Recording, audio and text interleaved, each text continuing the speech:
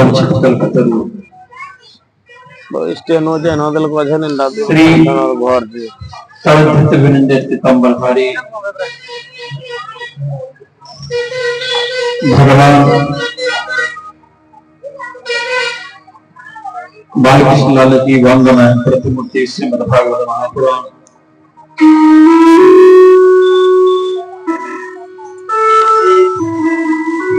दग्ध चित्त से श्री राधा माधव के चरण कमल का स्मरण करते हुए मां भगवती के चरणारविंद में बैठकर आज आप और हम लोग कथा के तृतीय दिवस में प्रवेश करते हैं।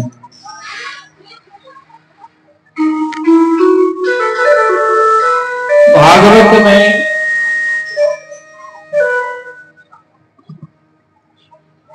भागवत का निर्माण पाराशरनंदन श्री महर्षि वेद व्यास ने किया।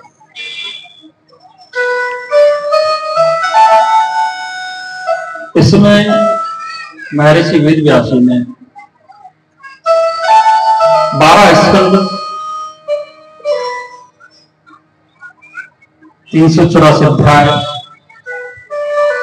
और 18 श्लोक का व्याख्यान किया।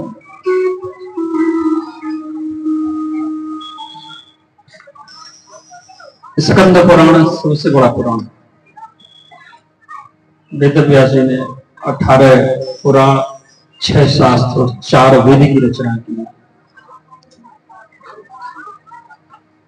ब्रह्म पुराण, ब्रह्म वैवर्त पुराण, अग्नि पुराण, गरुड़ पुराण, नारद पुराण, भविष्य पुराण, स्कंद पुराण, गरुड़ पुराण, ये दिव्य पुराण, श्रीमद् भागवत महापुराण, नारद पुराण, बरहा पुराण, इस प्रकार 18 पुराण का निर्माण किया।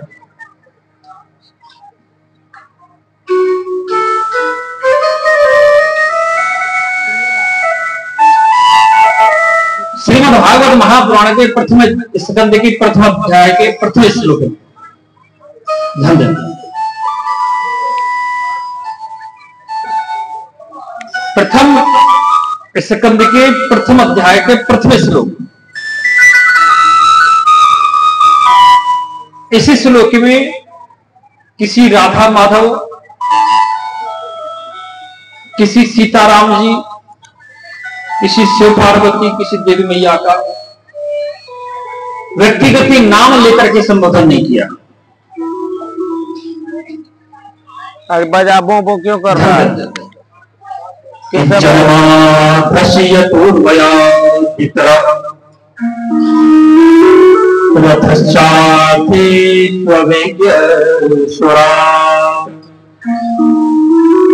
तेरे ब्रह्म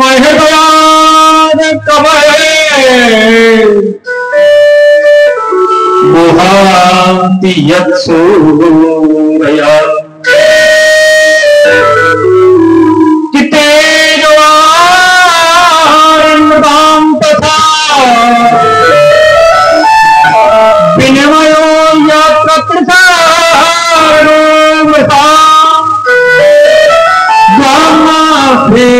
तदा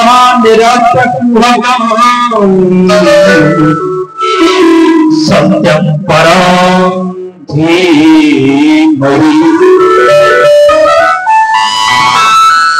श्री वेद व्यास जी किसी का नाम नहीं ले सके, एकमात्र नाम धारण किए सत्यम परम धीमे। और कोई नाम दे क्या?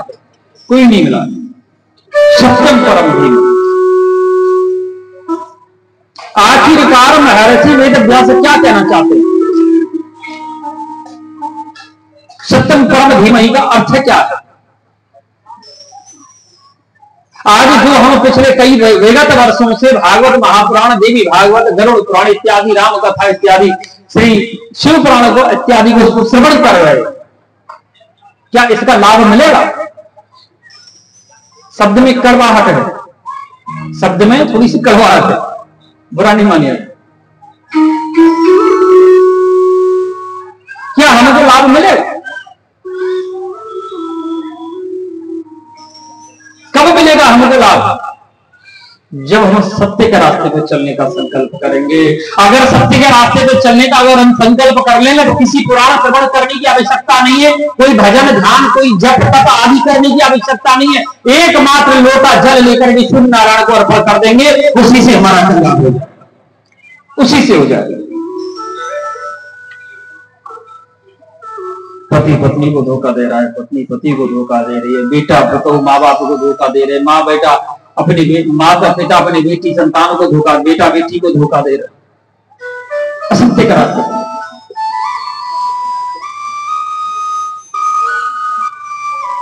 एक भक्तमाला में एक कथा आती है जिसका नाम है सदन कसाई।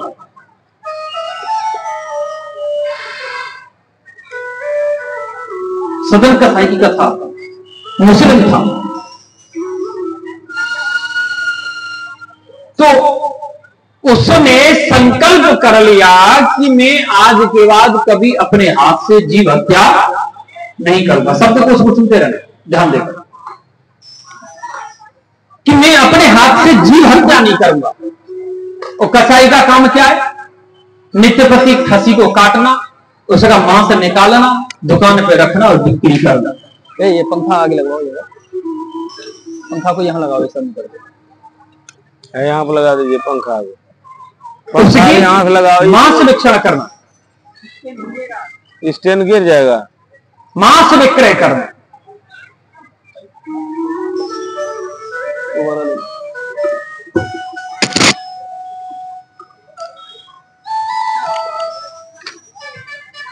ऐसे नहीं है, इसको वहां लगाओ।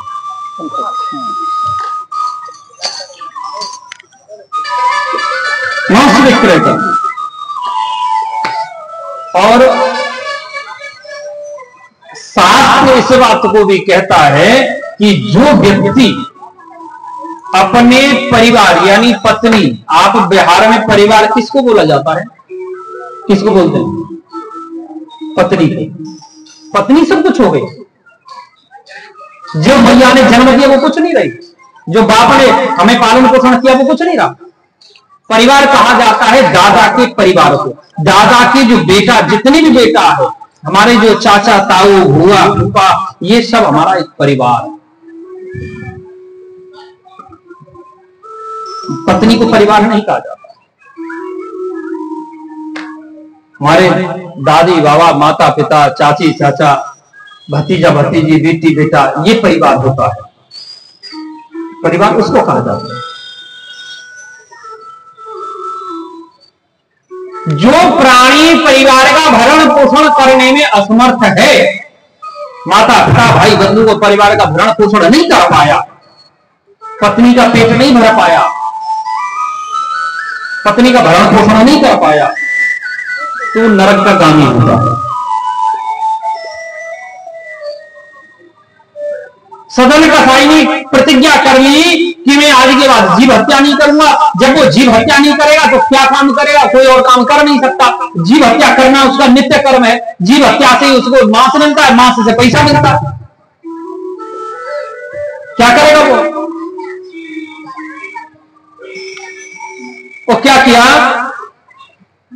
सदन कसाई दूसरे कसाई की दुकान पर जाता, क्योंकि उसने प्रतिज्ञा किया था मैं अपने हाथ से जीव हत्या नहीं करूंगा, मांस नहीं बेचूंगा, ऐसा प्रतिज्ञा नहीं किया, जीव हत्या नहीं करूंगा। दूसरे कसाई की दुकान में जाता, मारा हुआ मांस खरीदता, अपनी दुकान पे लाता और बेचता, परिवार का भरण पोषण करता। जो बाट जो बनाया होता ना, भट्ट जिससे मांस तोलता था, वो बाट नहीं था, लोहे का बाट नहीं था, पत्थर का सालीग्राम था, जिसे हिरण्य गर्भ कहा जाता है। उसी से मांस तोल तोल करके दिया करता था। एक साधु महात्मा उसको देख लिया, अरे राम, अरे ये तो सालीग्राम जी को मांस तोलता है। तो वो लेकर के उससे मांग के ले गए, जाकर के नहलाया धुलाया, पंचामृत से अभिषेक किया और श्रृंगार करके भजन ध्यान करने लगे। रात में जो साधु महाराज सो गए तो उनको सपना आया, बोले महाराज जी तुम्हारे पास मुझे प्रसन्नता नहीं है, प्रसन्नता अपने सदन के पास है। भले ही वो मांस बेचता है लेकिन वो निश्चल है, निष्कपट है, सत्य के रास्ते पे चलता है, इसलिए मुझे उसी से प्रसन्नता है। सत्यम परम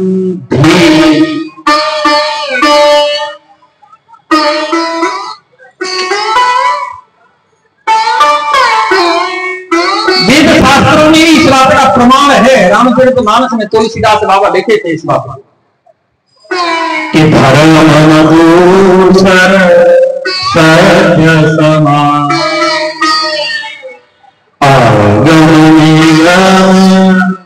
पुराण बखान। धर्म दूसर सत्य समाना आगम निगम पुराण बखाना। अर्थात सत्य से बड़ा कोई धर्म नहीं है। और दूसरी चौपाई तुलसीदास बाबा लिखेगा नहीं असत्य सब अर्थात समझा, असत्य से बड़ा कोई अधर्म नहीं है। असत्यादो पराधर्म, असत्य से बड़ा कोई अधर्म नहीं। लेकिन हम जब हमारे फायदे की बात आती है तो हम ज्यादा से ज्यादा असत्य बोलते हैं, और जब दूसरे के फायदे की बात आती है तो झूठ में झूठ, झूठ में झूठ बोलते चले जाते हैं।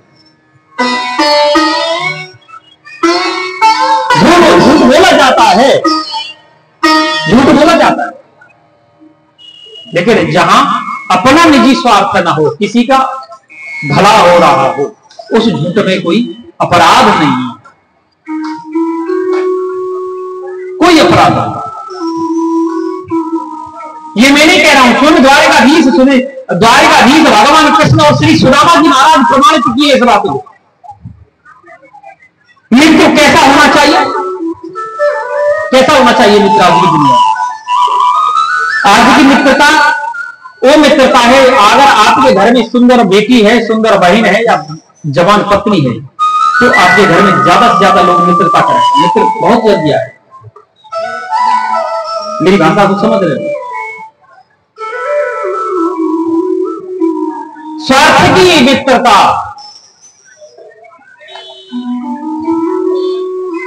स्वार्थ का प्रेम। अरे मित्रता करनी है तो श्री सुदामा जी की जैसी करो, या भले आदमी पता चल जाएगा प्यारे। आप और सब आप हम सब लोग जानते हैं इस बात को कि श्री सुदामा जी महाराज गरीब थे, खाने को अन्न नहीं था उनको, 8 दिन भूखे रहे, 8 दिन 10 दिन भूखे रहे, खाने को नहीं था उनको।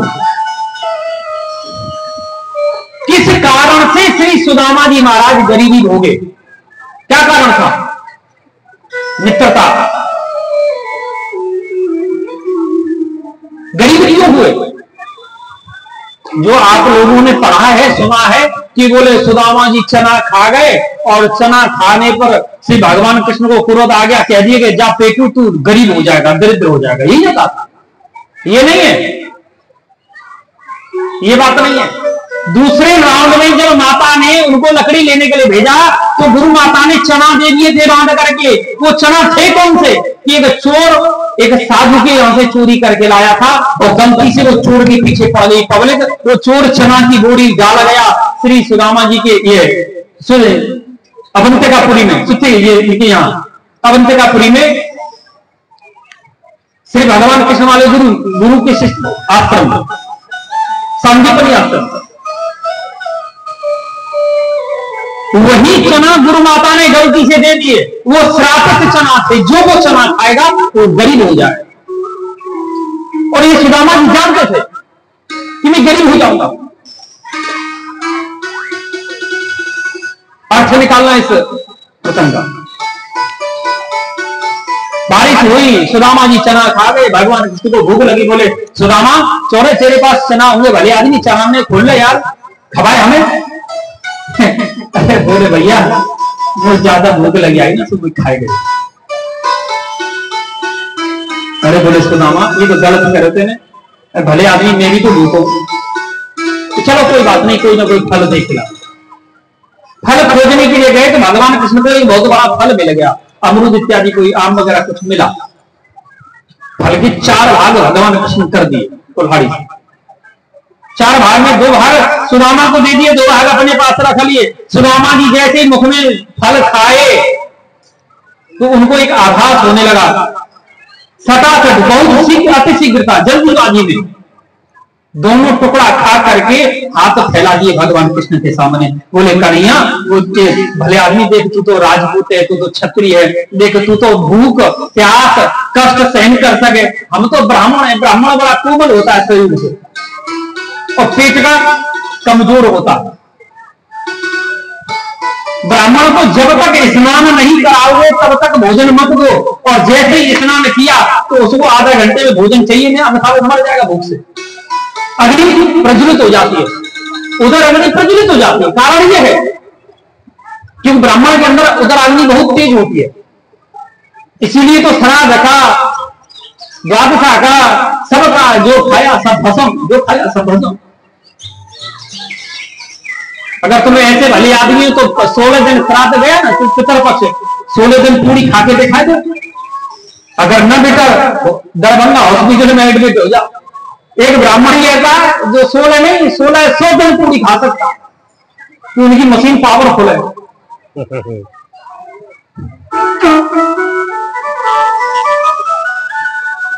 भगवान कृष्ण बोले, सुदामा तू बड़ा निर्दयी है। अरे भले आदमी भूखा, तू भी है भूखा, मैं भी हूं, तू तो कम से कम चना तो खा लिया। देख ये 4 भाग, तू 4 भागों में कोई तेरे साथ 2 भाग नहीं किया, आधा तुझे दिया, वो आधा मैं खाया, मैं खा रहा हूं। बोले नहीं भैया तू तो क्षत्रिय, तू तो भूख सहन भी कर लेगा। जब तक तो पहुंचेंगे, जब तक तो आश्रम में पहुंच जाएंगे, मैया से बोल दूंगा थोड़ा खाना तुझे ज्यादा दे देगी, है ना। बोले कि ले, कह करके भगवान कन्हैया ने, भगवान कृष्ण ने एक टुकड़ा, अपने पास 2 जो बचे उसमें से एक टुकड़ा सुदामा जी को और दे दिया। नहीं सुदामा जी महाराज सतासठ वो भी खा गए, फिर हाथ फैला दिए, बोले कन्हैया ये भी दे दे भले। भगवान को आया क्रोध, बचल मैं नजर पीटी, कह करके कन्हैया अपने मुख में फल खाए। जैसे ही गोविंद फल खाए तुरंत वो फल निकाल दिए मुख से बाहर, और सुदामा को डांटने लगे, बड़ा मूर्ख ब्राह्मण है तू, मूर्ख पागल है, इतना कड़वा फल तू कैसे खा गया, वो मेरे मुंह में नहीं जा रहा है। श्री सुदामा जी महाराज कन्हैया तो गले से लगा ले, अरे कन्हैया यही तो मैं चाहता था कि तू एक भी फल ना खावे, क्योंकि अगर तू फल खाएगा तो तेरी रसना को कड़वाहट का स्वाद चखना पड़ेगा, और मैं चाहता हूं कि मेरे मित्र के जीवन में कोई कड़वाहट रही नहीं। कन्हैया मेरे जीवन की जितनी कड़वाहट है, जितना भी संकट है, सब मेरे भाग्य में आ जाए, मेरे मित्र के भाग्य में कोई भी संकट, कोई भी कड़वाहट नहीं रहनी चाहिए।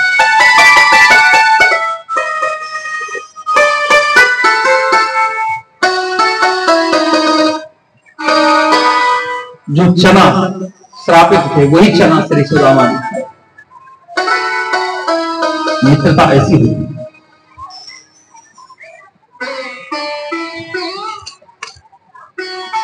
आइए उसी प्रसंग में चलते हैं जहां नैमिषारण्य में 88,000 ऋषि बैठे। लेकिन यहां एक प्रश्न खड़ा हो जाता है, भागवत है क्या?